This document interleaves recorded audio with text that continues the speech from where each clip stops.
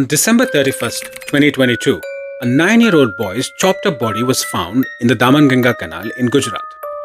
The body was missing the head and both legs. They had been cut off. A short time later, the child's head and legs were found in a cremation ground in Saili village, some 25 kilometers away from where the body was found. Why would anyone do such a horrific thing to an innocent child? What was the motive behind such a heinous crime? I am Pawan, and welcome to my channel, Macabre India. Let's jump straight into today's story. The 9-year-old victim was Chaita Kola, who hailed from a poor family in Saili in the Union Territory of Dadra and Nagar Haveli near Gujarat.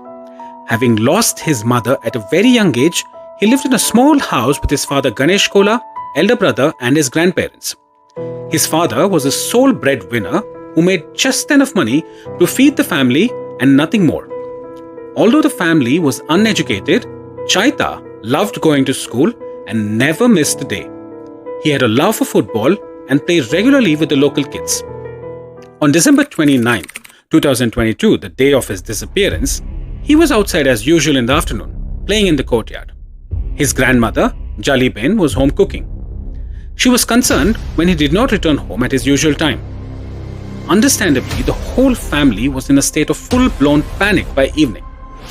They checked all the spots where the child usually went, but he was nowhere to be found. The next day, they lodged a police complaint in Silvassa police station. A kidnapping case was registered. On the next day, on December 31st, the police received a call about a boy's body found in Damanganga Canal. They immediately rushed to the spot with the father of the victim. Losing a child is the most painful experience for a parent, and I cannot imagine what the father must have felt. He had to identify the body to be his son's based on a sacred red thread tied to the hand. Because like I said in the beginning, the body had no head and legs. Once word spread about the murder of the boy, the villagers and the family were convinced that this was not a straightforward killing. The killing had the signs of black magic. The police increased their efforts on the case. It was no longer a kidnapping case, it was now a murder case with a sinister angle. Over 100 personnel were assigned to solve the case as soon as possible. The cops did all the things expected of them, to their credit. They checked CCTV footages, interviewed the locals and shopkeepers, collected mobile phone data. Anything to get a clue about the child's killer. Finally, the CCTV footage gave the police a breakthrough. The victim was seen walking with someone on the day of his disappearance. The unknown person was wearing a black hoodie and the face was covered with a handkerchief. This is where the story gets even more shocking. The villagers identified the person as a 16-year-old teenager. The police brought him in for questioning. He was from Valsad and had moved to Saili just a few months ago. He worked in the local chicken shop as a butcher. During interrogation, he confessed to kidnapping and murdering Chaita. He also gave names of his two accomplices. 53-year-old Ramesh Bhadia Sanwar, who was an acquaintance of the teenager's mother from a village in Dadra and Nagar Haveli, and 28-year-old Shailesh Bhai Afan Bhai Kokra, who was a good friend of the teenager and hailed from Dang, Gujarat. The interrogation was not smooth, as the three of them had different stories to tell. However, after days of questioning, the chilling details of the murder were revealed. Turns out, a few weeks before the murder, the teenager, his friend Shailesh and Ramesh were in the chicken shop discussing their problems in life. Ramesh had problems that many can relate to. He had money issues with his cousin. But what he wished to do about it is not very relatable. He wished to dominate his cousin using black magic. But can you guess what the teenager's problem was? He wanted superpowers. He wanted to fly. He wanted to disappear at will and punish people. It was more of a childish fantasy. Shailesh was in it hoping that the other two would help him when he needed something in life in the future. The three of them believed there was one common solution to all their problems and fantasies: black magic. A branch of black magic few would dare to consider: human sacrifice. It gets stranger. The teenager had watched videos on human sacrifice on YouTube. Yes, the very platform you and I are interacting through right now. Furthermore, he had basic knowledge of occult practices from before. It is said that education begins at home. Police revealed that the teenager's mother reportedly practiced black magic herself. The three of them decided to carry out their plan in the cremation grounds just outside the village on the banks of Damanganga. It is believed that the cremation grounds and graveyards are the best places to perform such dark rituals.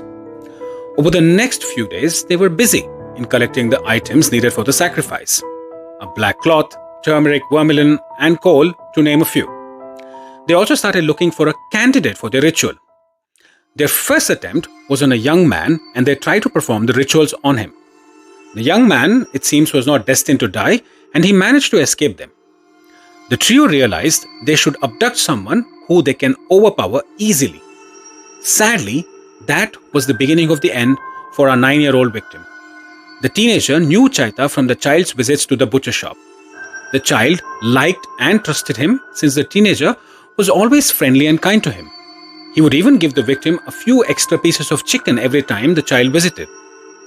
On the fateful day of December 29th, the child was playing outside his home when the teenager approached him. He told the victim they would play together and lured him away.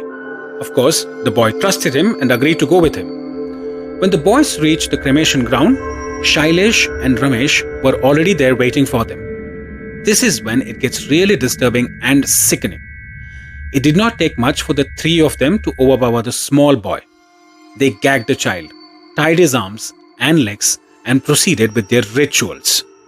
They then cut off the head and legs with a meat knife. Yes, the same meat knife with which the teenager used to cut chicken. It churns the stomach to think of what they did next. They dug a small hole and placed the boy's head in it, next to a photo of Ramesh's cousin whom Ramesh wished to overpower. They then performed some more rituals.